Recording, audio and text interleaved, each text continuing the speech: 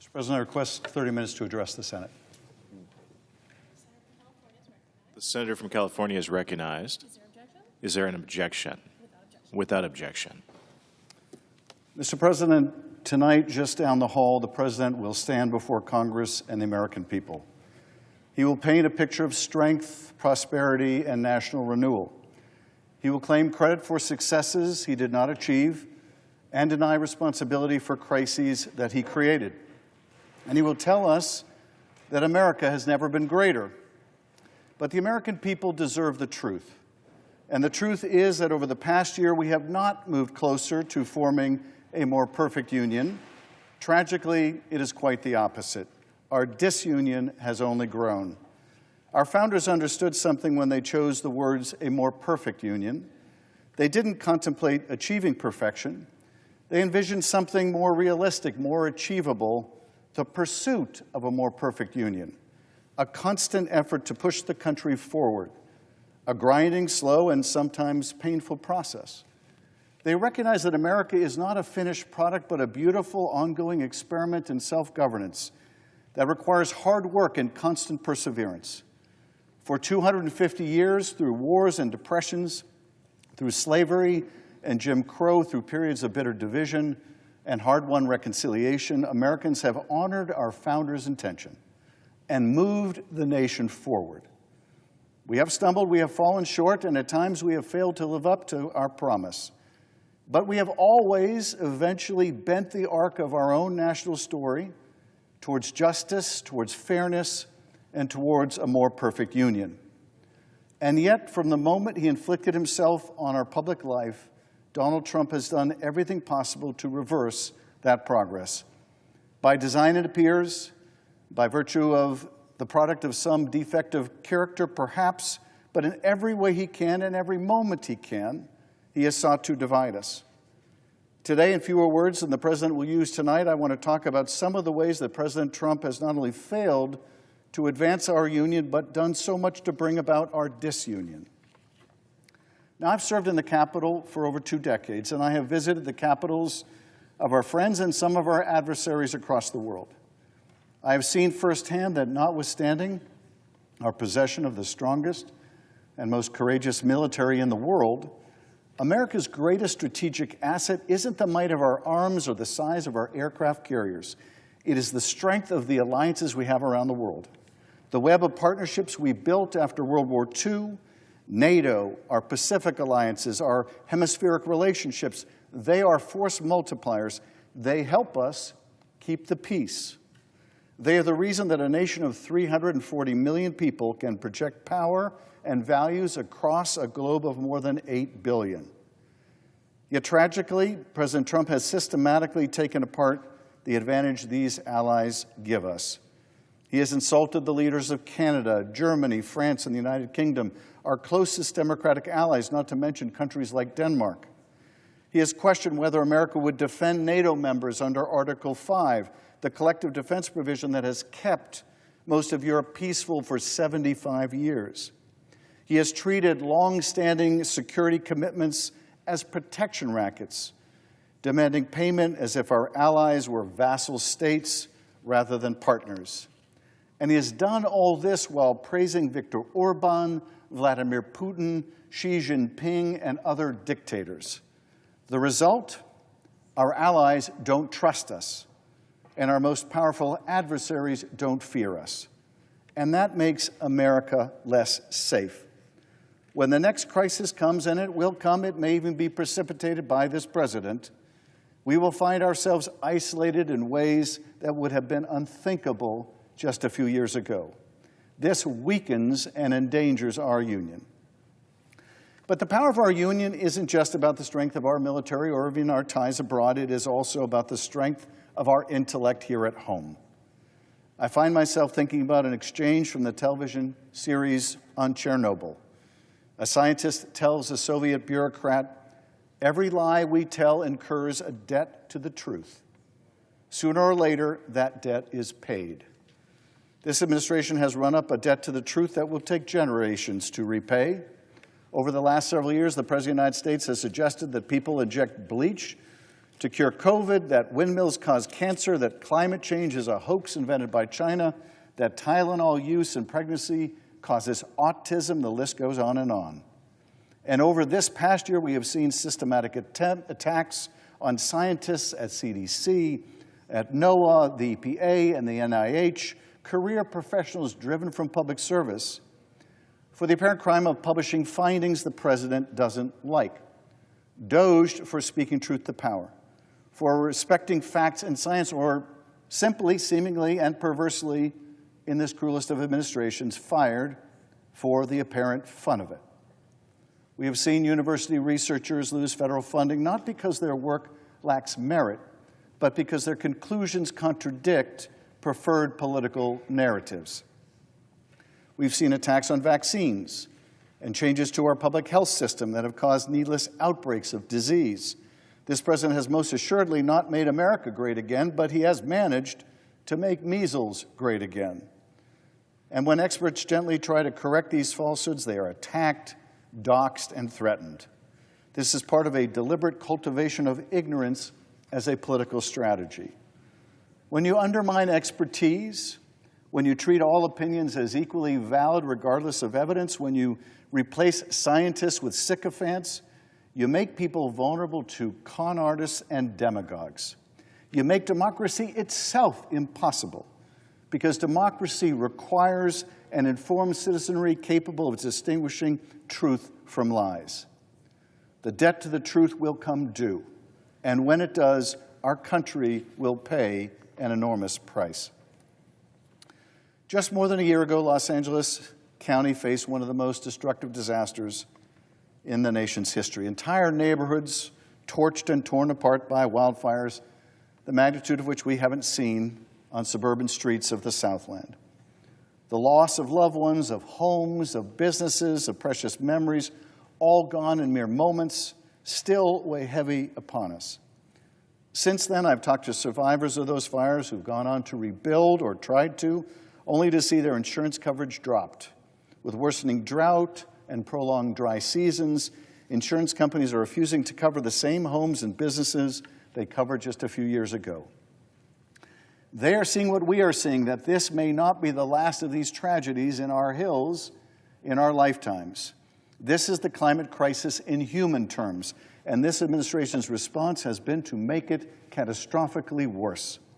President Trump has rolled back fuel efficiency standards, withdrawn from international climate agreements, opened pristine federal lands to more drilling, and as we saw last week's repeal of what's known as the endangerment finding, gutted the EPA's authority to regulate carbon emissions. A New York Times headline last month actually read, quote, EPA to stop considering lives saved when setting rules on air pollution. It sounds like parody, but sadly, these destructive efforts are real.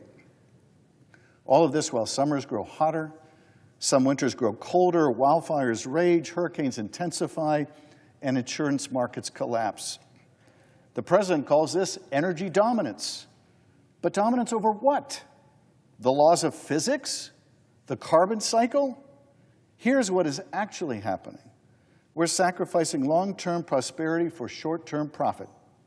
We're driving up costs for American families through higher insurance premiums, higher food prices, and higher disaster recovery expenses. We're ceding global leadership in clean energy and technology, the defining economic opportunity of the 21st century, to China and to Europe. And we're doing it all while pretending that the house isn't on fire. Angelenos know better. So do millions of Americans living through droughts, floods, and heat waves that would have been impossible a generation ago. The climate doesn't care about your politics. The debt comes due whether you believe it or not. Our changing climate is not the only threat our communities face in Donald Trump's America. In the aftermath of January 6, 2021, there was a brief moment when Americans of all political persuasions condemned political violence. The attack on the Capitol was so brazen, so shocking, that even some of the president's allies momentarily found their moral bearings and said, "Count me out." That moment has clearly passed.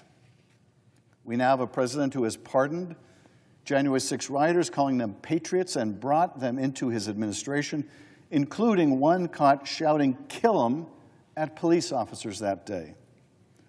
We have an administration that treats white nationalist extremism as a core competency in the hiring process, and an administration that focuses federal law enforcement resources not on violent offenders, but on prosecuting political opponents, unleashing masked ICE agents on innocent people, and deporting children and grandmothers. At the same time, we have seen the gutting of public health infrastructure that was built over decades to protect Americans from pandemics. We have seen emergency preparedness budgets slashed and the people who ran them driven out of government. The message is clear. If you're a violent extremist who supports the president, you get a pardon. But if you're a public health official who takes your job seriously, you get a pink slip. This makes Americans less safe from terrorism, from disease, from domestic threats that don't care about party affiliation. Security and attacks against police officers aren't partisan issues, at least they shouldn't be.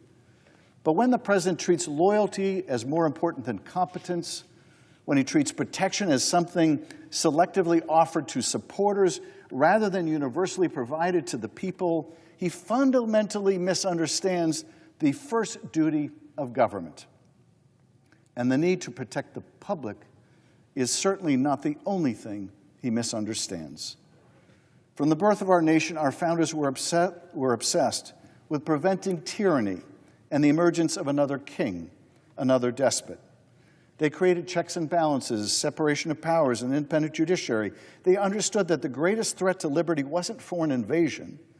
It was the concentration of power in the hands of one person or faction. This president has systematically dismantled these safeguards in his second term. The Justice Department is supposed to be independent, pursuing justice without fear or favor, but under this administration, it's become an instrument of presidential revenge, a sword and shield for the president, launching investigations of critics and dropping cases against allies. His Justice Department, and I say his because it no longer represents the public or justice and is run by his former criminal defense lawyers, represents only his personal interests, sought to indict two of my Senate colleagues for stating the plain truth that members of the military may refuse an illegal order. Indeed, they have a duty to do so.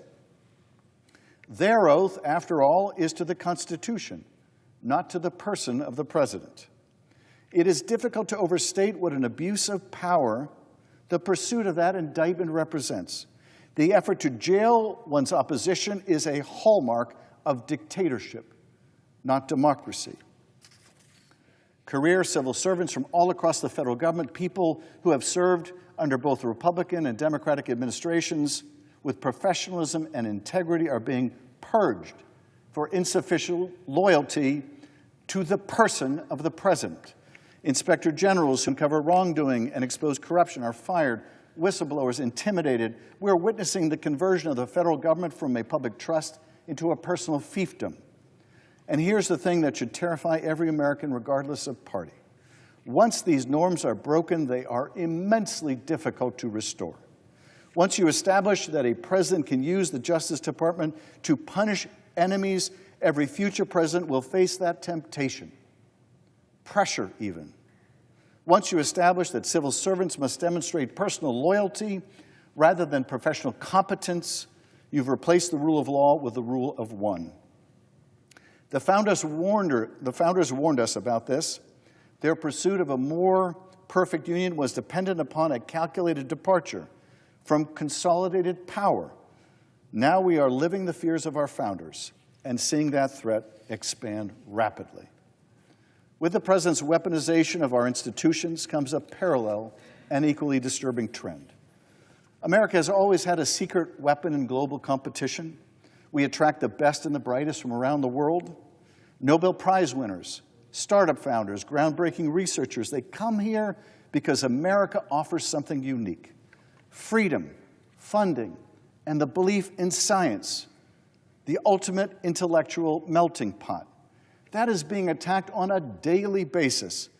This administration has slashed funding for the National Science Foundation, the National Institutes of Health, the Department of Energy's research programs. It has attacked universities as indoctrination centers.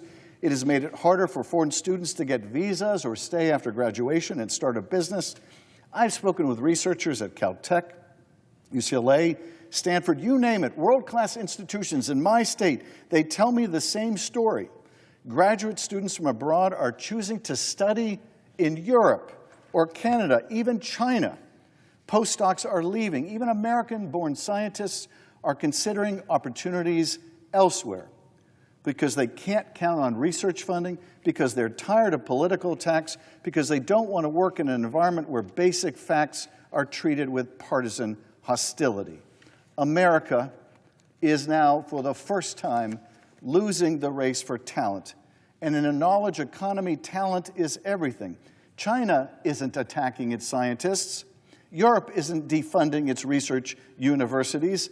They're doing the opposite because they understand what this administration apparently doesn't. The future belongs to nations that invest in intellectual and creative talent, not to the nations that drive it away. When the next breakthrough treatments, the next transformative technologies, the next generation of innovation comes from Shanghai or Berlin instead of San Francisco or Boston, we will know why and who is responsible. In 1783, George Washington wrote, "If men are to be precluded from offering their sentiments on a matter, which may involve the most serious and alarming consequences, reason is of no use to us. The freedom of speech may be taken away, and dumb and silent we may be led like sheep to the slaughter."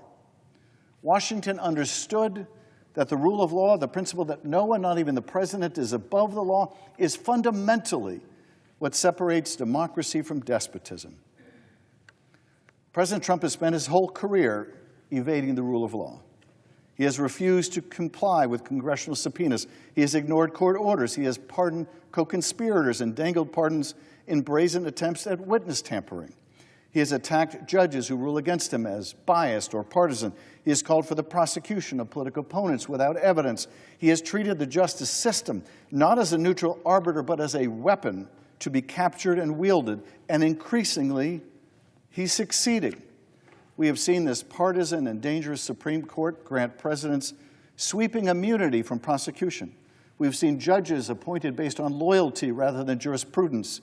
We have seen the normalization of conduct that, in any previous administration, would have been utterly disqualifying. After 2.5 centuries of American life, we came to believe that the rule of law was so well entrenched in this country as to be sacrosanct, beyond reproach or repeal. We were wrong. It depends on norms, on shame even, on the willingness of people in power to accept limits on that power. When those restraints disappear, when corruption becomes routine and impunity becomes expected, the republic is in deep danger. The health of our democracy is at risk, but so too is the health of our nation. Let me tell you about a constituent of mine. Her name is Catherine.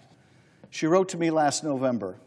She shared that as a retired teacher, early in her career when she was working, she had trouble getting health insurance because she had a pre-existing condition that made insurance unobtainable for her until we passed the Affordable Care Act. The ACA changed that. It literally saved her life. Now the president's trying to dismantle the ACA again. The big ugly bill repealed its tax credits and took $1 trillion from Medicaid to give the rich in this country a tax cut. He has systematically attacked the healthcare system Americans rely on to give more tax breaks for corporations. And all the while, he has driven up costs so that he can claim the system is broken and then privatize it. It is not hard to see. The pattern with this administration is to promise relief but deliver crisis. Promise lower costs but drive them up. Promise to protect people, then cut their care. But those broken promises will also mean shattered families, deeper uncertainty, and an America that is sicker and poorer. This is what is happening to Catherine right now. She is on a fixed income, roughly $45,000 a year with a house payment and 2 kids in college. Because of the big ugly bill's failure to extend the ACA tax credit, her premiums have gone up $800 this year, a month. 800 a month this year, nearly 10,000 over the course of the year, almost a quarter of her annual income. She has relied on the goodwill of her neighbors and of her local hospital, but her words still ring in my ear. I am not going to make do. I don't know what I'm going to do. In Trump's America, the economy of opportunity is only for those on the inside. The billionaires and big corporations that can afford to donate to Donald Trump's ballroom, buy his meme coins, or pay $1 million to stand at his side while he takes the oath of office or celebrates the 250th anniversary of the nation. And the rest, let them eat the cost of mounting tariffs. Remember when Trump said his tariff wars were going to be easy to win? Well, how's that working out for us? Tariffs, which are taxes on American consumers, not on foreign countries, have driven up the cost of everything, from groceries to electronics. Retaliatory tariffs from other countries have devastated American farmers and manufacturers. And he is fighting a court decision that should force him to pay those taxes back to the people. Business investment has stalled because no one knows what the rules will be from one month to the next. The president promised to bring down inflation. Instead, his tariffs have made it worse. Of course, it's not just the tariffs. The tax cuts to rich people and corporations have exploded the deficit. Regulatory rollbacks have boosted corporate profits but created long-term risks. And attacks on the Federal Reserve's independence have undermined the nation's economy and driven prices even higher. Trump promised to bring back manufacturing jobs. We have lost them. He promised to bring down inflation. It has gone up. He promised to reduce the trade deficit. It has reached a record high. Americans literally cannot afford 3 more years of this. Which brings me to the heart of the matter, the number one way President Trump has worsened the state of our union. He has taken a diverse, complicated, and sometimes fractious country, which has always been diverse, complicated, and sometimes fractious, and instead of trying to unite it, he has done more than anyone else in our history to break it apart. He governs through fear and scapegoating. Immigrants are invaders. Vulnerable kids are a lie. Political opponents are enemies from within. The media is fake news. Anyone who disagrees with him is a traitor. Think about what this has meant for all of us, what it's meant for you. There are family members who are no longer speaking to one another. Friendships that have ended. Communities are turning inward or turning on each other. The basic trust that allows democracy to function, the assumption that even when we disagree, we share certain values and commitments is coming apart. I've been in public service long enough to remember when Democrats and Republicans could team up with each other without suffering political attack, when we could disagree without questioning each other's patriotism or humanity, when we could make progress on matters big and small. That world has grown very small indeed, in no small part because of this president. The great tragedy, of course, is that America has real challenges that require real solutions. The cost of everyday life, housing and healthcare, education and energy costs, infrastructure, and the imminent challenges of the climate crisis. These are hard problems, and reasonable people can disagree with how to solve them.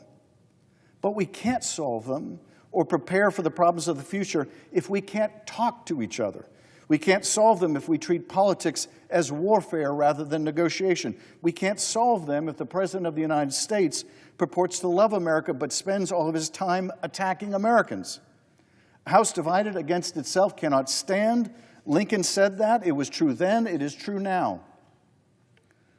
So tonight, President Trump will deliver his State of the Union address. He will claim that America is strong, prosperous, and united, but sadly, he has made us weaker abroad, more divided at home, less trusted, less prosperous, less safe, and less free than when he took office. The state of our union now is not strong thanks to him. It is fragile, deeply, deeply fragile. But we cannot forget that fragility is not the same thing as frailty.